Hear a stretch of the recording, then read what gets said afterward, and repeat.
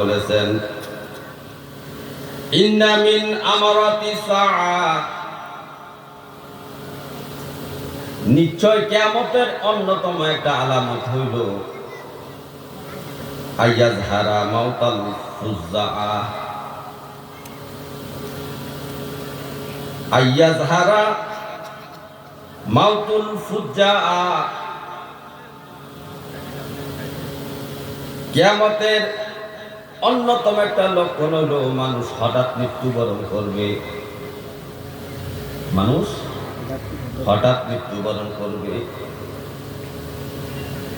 এই হঠাৎ মৃত্যুবরণটা এখন বেড়ে গেছে। আমাদের সমাজের মধ্যে দেখা যায় অনেক মানুষ স্ট্রোক করে, স্ট্রোক করার সাথে সাথে মৃত্যুবরণ করে। প্রেসার ওঠে, প্রেসার ওঠার সাথে সাথে তার রগগুলা, হাড়ের রগগুলা ছিঁড়ে যায়, সাথে সাথে মৃত্যুবরণ করে। প্রেসার, হাই প্রেসার এত বাড়ছে, তার মাথার সাথে যে স্নায়ুগুলা সংযোগ আছে, এই সংযোগগুলা হঠাৎ করে ঠাস ঠাস করে ছিঁড়ে যায়, মাথায় রক্ত জমাট হয়ে যায়, যার কারণে লোকটা অতি দ্রুত বেগে মৃত্যুবরণ করে। এই লোকটাকে শোয়ানোর সময় পাওয়া যায় না, তালকিনের সময় পাওয়া যায় না। অথচ নবীজি বলেছেন, লাকিরু মাউতা লা ইলাহা ইল্লাল্লাহ। মানুষ যখন মৃত্যুবরণ করার জন্য সাকরাত শুরু হয়ে যাবে, তখন এই মৃত্যুবরণকারী সাকরাত চলাকালী এই লোকটার সামনে তোমরা কালমা শরীফের তালিম করো, লা ইলাহা ইল্লাল্লাহ মুহাম্মাদুর রাসূলুল্লাহ সাল্লাল্লাহু আলাইহি ওয়াসাল্লাম। নবীজি বলেছেন 1400 বছর আগে যে মানুষ মৃত্যুবরণ করার আগে তার কিছু লক্ষণ প্রকাশ পাবে, তার সাকরাত শুরু হবে। এই সাকরাতের সময় একটু লং টাইম হবে, অত 10 মিনিট, 15 মিনিট, আধা ঘন্টা, 1 ঘন্টা এরকম সময় হতে পারে সাকরাতের সময়। মৃত্যুবরণ করার আগে তার এইরকম লক্ষণ একটা প্রকাশ পাবে, দেখলে বোঝা যাবে লোকটা মারা যাবে, আর বাঁচবে না।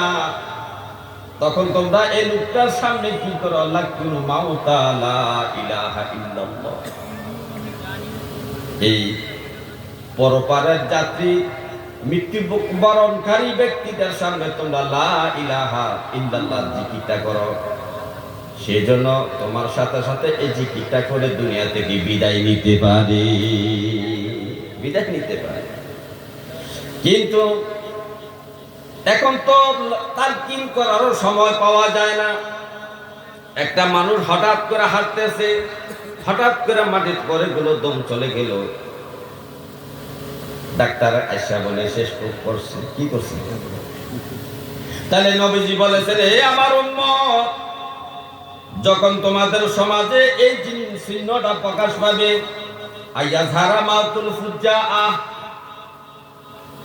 হঠাৎ মৃত্যুবরণ করার সংখ্যা যখন বেড়ে যাবে, তখন মনে করবা কিয়ামত অতি নিকটবর্তী, কিয়ামত অতি নিকটবর্তী। তাহলে আমাদের সমাজে, আমাদের দেশে, আমাদের গ্রামে, আমাদের পাশাপাশি গ্রামে, আমাদের বন্ধু বান্ধব থেকে শুরু করে এরকম মৃত্যুবরণ বাড়তেছে না কমতেছে? বাড়তেছে। তাহলে এতে বোঝা গেল হঠাৎ মৃত্যুবরণ করাটা কিয়ামতের আলামত, কিয়ামতের আলামত। হে আমার ভাইও, কিয়ামতের আরেকটা আলামত হলো, হযরত আনাস রাদিয়াল্লাহু তাআলা আনহু এই হাদিসটা বর্ণনা করেছেন।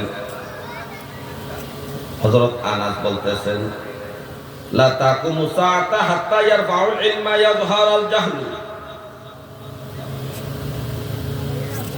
হযরত আনাস বলেন, হে জগতের মানুষ শোনো, কিয়ামত ততক্ষণ পর্যন্ত কায়েম হবে না, ততক্ষণ পর্যন্ত কিয়ামত হবে না, হাত্তা যতক্ষণ পর্যন্ত না ইয়ারফাউল ইলমা ইয়াযহারুল জাহলু, দ্বীনি ইলম উঠে যাবে, মূর্খতা প্রকাশ পাবে। দ্বীনি ইলম উঠে যাবে, মূর্খতা প্রকাশ পাবে। মূর্খতা প্রকাশ মানে আমি জানি না, আমি পারি না, এটা আমি জানি না, এটা আমি করতে পারি না। দ্বীনি ইলম হলো কোন জিনিসটা? দ্বীনি ইলম হলো ঈমান, নামাজ, রোজা, হজ, যাকাত। ইসলামের 5টা স্তম্ভ ঈমান, নামাজ, রোজা, হজ, যাকাত। এই 5টা স্তম্ভের সম্পর্কে ইলম অর্জন করা প্রত্যেকটা মুসলমানের উপর ফরজ। প্রত্যেকটা মুসলমানের উপর ফরজ। এতটুকু ইলম অর্জন করা ফরজ। এরপর আর মুসলমানের উপর ফরজ ইলম থাকে না। বিশেষ বিশেষ কোনো ব্যক্তির উপর বাকি ফরজটা থাকে। হে আমার ভাইও, আজকের বর্তমান সমাজের মানুষের মধ্যে দেখা যায় ইসলামের পঞ্চবেনা সম্পর্কে জ্ঞান নেই, দ্বীনি ইলমটা নেই। যেমন নামাজ সম্পর্কে যদি আসেন, আজকে নামাজের পড়ার নমুনা দেখলে মনে হয় এটা কি নামাজ পড়তেছে না অভিনয় করতেছে। আমরা আজকে দেখে দেখে নামাজ পড়া শিখছি, অথচ নামাজ দেখে দেখে শিখার বিষয় নয়। নামাজটা একজন আলেমের কাছে শিখতে হবে। কারণ 2 রাকাত নামাজ, এই 2 রাকাত নামাজের মধ্যে 13টা ফরজের আমল হয়, 14টা ওয়াজিবের আমল হয়, অনেকগুলা সুন্নতের আমল হয়। 2 রাকাত নামাজের মধ্যে 13টা ফরজের আমল হয়। এখন আপনি যদি নামাজের মধ্যে কোন কাজটা ফরজ এই কথা যদি আপনি না জানেন, নামাজটা আপনি কিভাবে পড়বেন? কারণ নামাজের মধ্যে যদি একটা ফরজ ছুটে যায়, নামাজটা আবার দৌড়াইয়া করতে হবে নামাজ। কিন্তু 14টা ওয়াজিবের মধ্যে একটা ওয়াজিব যদি ছুটে যায়, সাহু সাজদা দিয়া নামাজটাকে আবার শুদ্ধ করা যাবে। কিন্তু ফরজ ছুটে গেলে নামাজ সাহু সাজদা দিয়া শুদ্ধ করার বিষয় নাই, আবার দৌড়াইয়া নামাজটা করতে হবে। এখনকার মুসল্লিরা, এই মুসলমান জানে না নামাজের মধ্যে কয়টা ফরজ, কোন কোন কাজটা ফরজ, কোন কোন অবস্থাটার নাম ওয়াজিব, কোন কোন কাজটা ওয়াজিব। আমরা মুসল্লি হইয়া জানি না, ঠিক কিনা বলেন? জানি। এই না জানার কারণে আজকে আমাদের নামাজটা সই শুদ্ধ হচ্ছে না।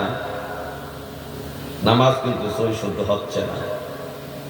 হে আমার ভাইও, এই 2 রাকাত নামাজ পড়তে গেলে আপনার সূরা ফাতিহা পড়তে হবে, আলহামদু সূরা পড়তে হবে। এই আলহামদু সূরা পড়া ওয়াজিব। আলহামদু সূরার পরে আরেকটা সূরা পড়া বা কোরআনের যে কোনো আয়াত পড়া ওয়াজিব। এখন আপনি আলহামদু সূরা আগে না পড়িয়া আরেকটা সূরা পড়ে ফেললেন, এরপরে আলহামদু সূরা পড়লেন, নামাজ হইল? নামাজ ওয়াজিব তার হয়ে গেছে, সাহু সাজদা দিতে হবে। নামাজ শুদ্ধ করতে হলে কি করতে হবে? সাহু সাজদা দিতে হবে। তাহলে আপনি যে যদি না জানেন যে আলহামদু সূরা পড়া প্রথম কি, এরপরে সূরা পড়া কি, এটা যদি আপনি না জানেন তাহলে তো উল্টা পাল্টা করে ফেলবেন। আলহামদু সূরা না পড়ে সূরা নাস পড়া শুরু করবেন। তারপরে নামাজের মধ্যে রুকুর মধ্যে দেরি করা ওয়াজিব।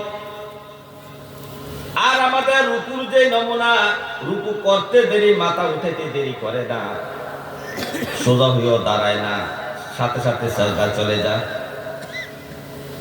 অথচ রুকুর মধ্যে দেরি করা ওয়াজিব, রুকু থেকে দাঁড়াইয়া দেরি করা ওয়াজিব। সামি আল্লাহু লিমান হামিদা, এই কথাটা বলিয়া দাঁড়াইয়া দেরি করা দোয়া ওয়াজিব। এখানে দোয়া আছে, হামদান কাসীরান তাইয়িবান মুবারাকান ফীহি। এই দোয়াটা আপনি পড়তে পারেন। এই দোয়াটা পড়তে পড়তে যতটুকু সময় লাগে ততটুকু পর্যন্ত দাঁড়াইয়া থাকা প্রত্যেকটা মুসল্লির জন্য ওয়াজিব। তা আমি তো জানি না, এটাকে আমরা জানি না। আবার আপনি সাজদায় গেলেন, সাজদার মধ্যে একটু দেরি করা ওয়াজিব। নিম্নে 3 তাসবিহ পরিমাণ আপনাকে অপেক্ষা করতে হবে। সুবহানা রাব্বিয়াল আলা, এটা 3 তাসবিহ পরিমাণ আপনি লিড করতে হবে এবং পড়তে হবে। এখন আপনি সাজদায় গেলেন আর মাথা উঠাইলেন, আবার গেলেন আবার উঠাইলেন, ওয়াজিব তরফ হইল। এই ওয়াজিব তরফ হওয়ার কারণে আপনার নামাজটা শুদ্ধ হইল না। সাজদা দিয়ে নামাজটা শুদ্ধ করতে হবে। এরপর আবার দুই সাজদার মাঝেও একটা দোয়া আছে। হে আমার ভাইও, এই যে আমরা নামাজের ওয়াজিব গুলা জানি না, নামাজের ফরজ জানি না, এই না জানার কারণে আমাদের নামাজের শুদ্ধ হচ্ছে না। আত্তাহিয়াতু পড়া নামাজের মধ্যে ওয়াজিব। আজকে যারা আত্তাহিয়াতু পড়তে পারেন না, তাদের নামাজের কি অবস্থা? দোয়ায় কুনুত পড়া ওয়াজিব, ভিতর নামাজে দোয়ায় কুনুত পড়া ওয়াজিব। যদি আপনি দোয়ায় কুনুত না পড়েন, কিভাবে 3 রাকাত ভিতরে নামাজ পড়বেন? এই জন্য নবীজি বলছে, এই আমার উম্মত, তালাবুল ইলমি ফরিদাতুন আলা কুল্লি মুসলিম। হে আমার উম্মত, প্রত্যেকটা মুসলমান নরনারীর উপর শরীয়তের যেটুকু ইলম অর্জন করলে ঈমান, নামাজ, রোজা, হজ, যাকাত শুদ্ধভাবে আদায় করা যাবে, ততটুকু ইলম অর্জন করা প্রত্যেকটা নরনারীর উপর ফরজ করা হয়েছে। ফরজ করা।